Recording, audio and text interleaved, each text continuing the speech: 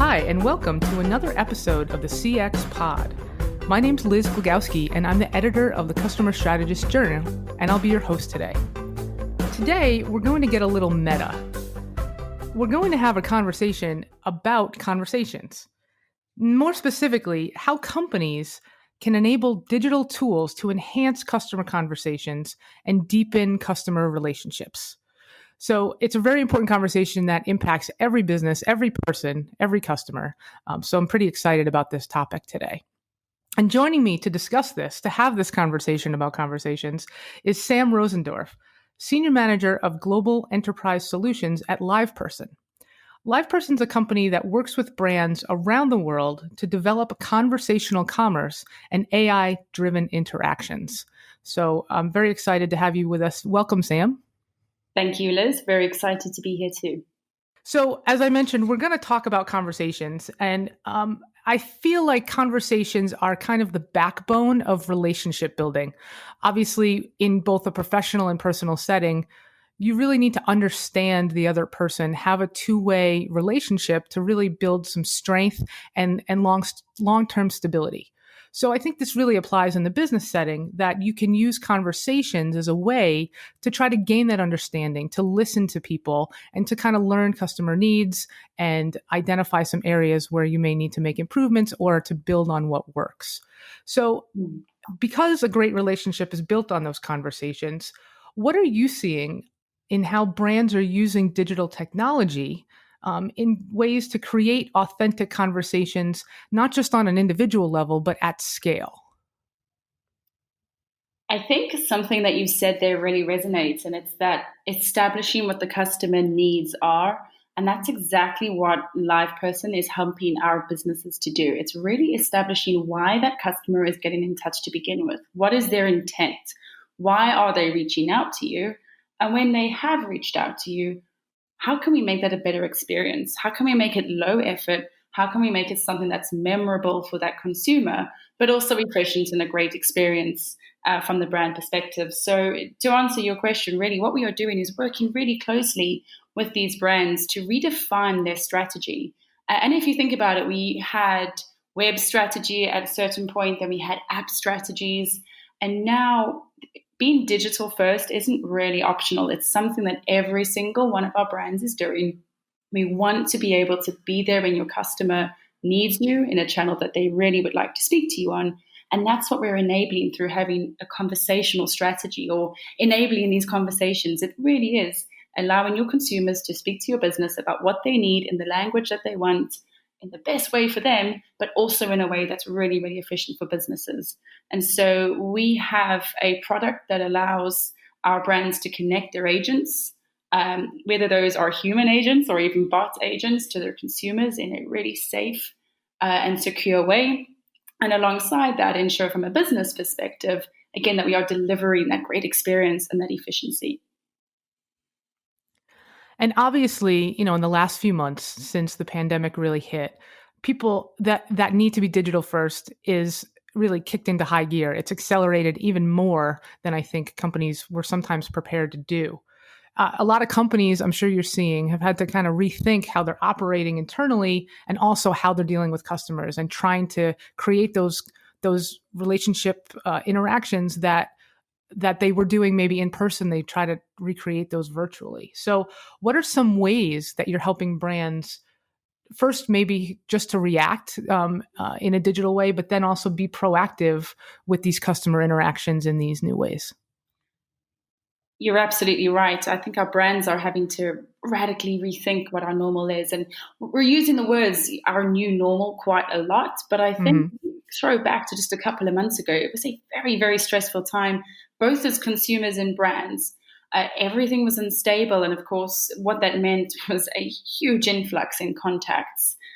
So not only were brands trying to negotiate what the new normal means for their business, but they also had this influx of contacts, people wanting to get in touch, wanting also to understand what that new normal looks like. And it put immense pressure on their operations. When you can't have people coming in to the call center, you can't have people coming into the business. That means you're trying to set up home working. It means your consumers can't reach out in the way that they're used to. And what we saw with some of our brands were 200% increase in contacts, really, really long lines on the phones, and just frustration from customers who were trying to get a simple answer. And I think what stands out to me the most, where we've really been able to help brands react in a different way, is to be smart about where we're offering something that is different to the phone, something that is different to our first reaction, something we've taught our customers to do: get in line, jump on the phone, wait and hold, and hopefully someone will be there for you soon. I had a phone call and it was a 2-hour wait. Mm-hmm. And I'm happy to tell you at the top of the call that you were going to be waiting 2 hours. And what we do is find a way to divert those customers away from those channels to something where we can help them more. So where I was waiting for those 2 hours on hold, we could have given them the option to message instead, to press 1 and then to have a conversation on WhatsApp or through SMS or through Facebook or any of a myriad of other channels when there was an agent available and when it was suitable for me. And I think that's a really important point. It's really about speaking to the right person at the right time. And what we've found within that, and certainly what we've been building our business upon in the last couple of years, is whether that right person to speak to is always human. Because often I'm really happy to have a great experience, whether that's with a human or whether that's with a bot, as long as it helps me get to a resolution. And we have really seen a huge increase in the number of automated conversations on our platform. That's more than 50%. I think probably for most of the listeners, you're already bought into the idea of automation. It's something that goes hand in hand with a conversational strategy. It's, really automating where it makes sense, whether that's self-service, whether that's conversationally. But what we have seen is through introducing these opportunities to message, through introducing these opportunities to move away from your old-fashioned channels into something that is more efficient and more time efficient for your customers, we're also changing the output there. We're changing the experiences. So just to give you an example, we had a bank who had suddenly 200 plus agents at home who really wanted to be able to help their consumers, but they weren't able to until they had all the right setup at home and they were able to have those conversations. And so what we were able to do is to use automation, to use conversational, and to give the power back to these agents by allowing them to, instead of speaking to those customers on the phone, actually do that through messaging. And the reason that is so powerful is because when you're messaging, you can handle so many more conversations at one time. In fact, you're really, really efficient, usually 2 times more than what we have on the phone. And that was really, really important when you have a 200% increase in contacts. You're going to be looking to drive any kind of resolution as quickly as possible. And I think when we look at the automation perspective there, this is where things really, really dialed up, where we were able to use automation for good. So not just to have the start of conversations or even sometimes to fully contain a conversation, but also to look at what your intent was. We said at the start of this conversation that we really need to understand what the consumer really needs. By understanding that, we could help our brands prioritize who needed to get in contact first, who needed a response quicker. Was there somebody at risk who needed to be moved up the line, who needed a quicker response than, say, someone who was just looking to make an admin change? And I think having automation as a tool to support both your agents and your business really, really, really helps to escalate, if you like, the power of what conversational can be. And so when we talk about being conversational, when we talk about how you can really become digital first and how you can react and be more proactive, it truly is about allowing those conversations to happen, allowing the technology to support those agents, to allow them to work from home. We have a brand who just completely closed their contact centers and they said, we are not going to be doing this. We're going to allow our agents to work from home. We had some brands who, in a very short period of time, were able to train up 200 agents to use messaging and to help deal with those backlogs of conversations, having automation, just checking if those customers in the queue still needed help, immediately helped to drive out, in some of our brands, 5% of their total queue, which is considerable when it's en masse. And so what we saw was where brands were willing to move quickly and where they were willing to really take on board conversational, we were able to make a significant difference in some of those stress points and some of those friction points in dealing with that high escalation, those high contacts, your stressed agents at home. And really, it's just a different, really great way to have a conversation with your brand. Yeah, there so many great insights in that answer there. What struck me most is it's really about shifting from the idea of process to the idea of outcomes, where a customer may not care how they get to that outcome as long as their problem is resolved. Now, I think many brands understand that they have to get there, but especially in the contact center and customer service world, they've been so used to doing certain things a certain way for a long time. So do you have any steps or recommendations of what brands can do tactically to maybe become more conversational, build that relationship strength with some of these digital tools? Absolutely. I think this time has brought about a need for that more than ever before, where brands really had to be agile. You couldn't necessarily make the big strategic thinking decisions because everyone was really in a position where they were being asked to deliver something very, very quickly. And I think I believe there's 4 ways we can look at that. The first is being willing to move quickly, to be agile. You know, our brands who really handled and were able to switch some of those contacts and really handle great conversations in a conversational way, were moving about very quickly. So record time switching on new channels, record time training up the agents. It's a very simple platform to use to train on, which is it's really helpful. And really, when we think about what it takes to stand that up, I come from an operational background. I come from a call center background, so I'm very familiar with the challenges of training your agents, of defining those processes. And it's an adage that's used way too often, and I think it's a little bit cliche, but it was so powerful in the context of this, and that's not letting perfect get in the way of progress. And I think that really, really resonates with we need to start somewhere. And I absolutely advocate strategic thinking. I think there's so much we can do when we look at truly transforming your brand and your thinking. But as you say, it can be quite challenging to know, where do I start? And I think from my perspective, we can look at that as 3 main points. It's defining your entry point. So where do we want to move away from the synchronous kind of nature into an asynchronous messaging space? Where would we like to do that? Is that taking people from the phone? Is that offering QR codes? A great example is these lines that we have now that we have social distancing. There's sort of 20 people in a line. Everyone's waiting to go into a store. Well, while you're waiting to do that, wouldn't it be great to be able to scan a QR code and then to start having a messaging conversation with someone so that by the time you make it into the store, you have all the information you need?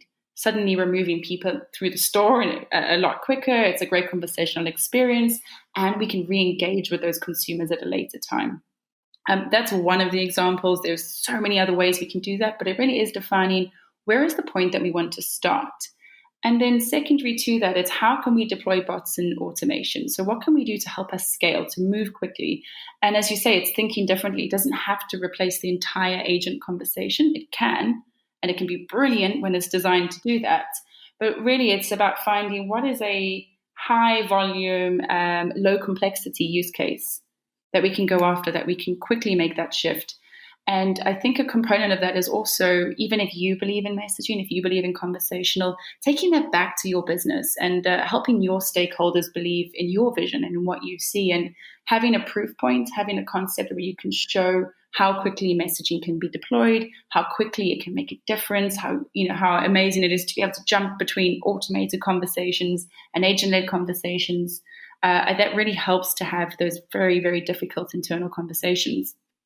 And of course, just to add to that last piece, your operational and technical readiness comes alongside that. We have done this at scale for so many brands, and a huge part of what we do is really not just giving you the product or the software and wishing you luck. It's really talking you through, working with your business to establish what you need to do to have that readiness in place for messaging, what you operationally need to do to stand your agents up, that you have the right tools, that, we have just the right switch of thinking that it takes to be conversational. And to summarize, as I say, define those entry points, look at where it could be best to deploy bots and automation, work with your operations teams to get the fundamentals for messaging in place. And it doesn't have to be perfect when you start. You can really spend some time digging into making it a great experience once you've launched, once you have data to optimize, and we have some great tools to support you in that. Now, messaging conceptually and just digital conversational commerce, it conceptually is a great idea. People are moving away from voice channels. They're using their mobile phones and apps much more. Yet still, there's a lot of brands that are not taking advantage of this as much. So, what are some pitfalls or some roadblocks that you may be able to help brands kind of overcome when they're looking to try to do this more? Absolutely. I think everyone is fighting an internal battle to really deliver the best experience. Everybody wants to create a winning customer experience and delight their customers. And I think part of that is truly embodying that conversational strategy and that automation strategy. With some of our brands, there's been a real focus on app strategy or on a particular channel. And sometimes that's great. And we've been able to work with your particular channel of choice to really make that a great experience. But it is also about recognizing at some point that there may be a pivot point. It may be that you were on a trajectory to put a couple of hundred agents on the phone, but actually, if you repurpose those agents in messaging, these are the different outcomes that you might see. And I think where we tend to see a pitfall is because this is the way we've always done it, we should continue to do it this way. And really, messaging is a way to think completely differently about that conversation, about what your customer needs, about the processes that need to happen behind the scenes. And because it's asynchronous, because your agent can stop and start the conversation, and in fact, because your customer can stop and start the conversation, we can really redefine what that good looks like. And so my suggestion there, or my advice would be, what does good look like for you and your business, and start from there and work backwards. Don't try to fit messaging into the same shape, if you like, that we've always had for our more synchronous channels. Now, if you were with a brand and you were actually just having an informal conversation about the power of this conversational commerce, what would you say would be maybe the first place to start? What would you tell them? I love that question because it's so difficult to define one answer. So I'm going to give you two. Always give more than they expect. So the first piece of advice that I have is that the power truly is in your operations, and messaging being different is really a case of unlearning all of the bad habits that we may have created through a synchronous channel. And really allowing your agents and your contact center and your people to redefine what good looks like. And I guess the second piece for me there as a piece of advice would really be to be proactive. I look at some of the use cases we've discussed so far today, and they're quite reactive, but the ability to send a proactive message to your consumer, to get ahead of the conversation that you're expecting, is really, really powerful. We have some brands who were sending what used to be one-way messaging, now two ways. So when you used to receive an SMS on your phone saying, by the way, you've gone over your overdraft, give us a call, you don't reply. What's really powerful is we can change that narrative, and we can say, if you'd like to discuss this with us, just respond here. And that becomes really, really powerful because you give the power to your customer to get in touch with you in a channel that they really like. And it has seen phenomenal success. We see really high response rates, over 40%. Where we do that for sales use cases, we're seeing considerably higher conversion than over the phone. So I think there's really something to be said for being proactive and just being prepared to think a little bit differently about how we can really serve the intent that customer is looking for help with. Well, thank you so much for your insights, Sam. This has been a great conversation about conversations and how they're evolving to meet a lot of the digital needs that we all have these days. So thank you again for all your great insights. It's been a pleasure to speak to you. Thank you. Great. And thank you for joining us today. Remember, if you're interested in more conversations around customer experience, please subscribe to the CX Pod on wherever you subscribe to podcasts. Once again, this is Liz Glagowski, and have a great day, everyone.